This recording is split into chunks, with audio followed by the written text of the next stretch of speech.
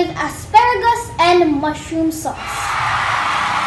The ingredients for my dish are pork steak, mushroom sauce, salt, pepper, Spanish paprika, thyme, garlic infused olive oil, fresh oregano, wow, it smells really strong, fresh rosemary, butter, garlic and onions, whatever this is, that's onions.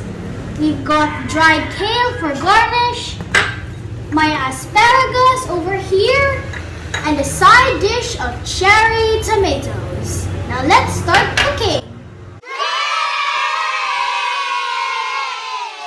Step 1. Mash some of the garlic with the butter.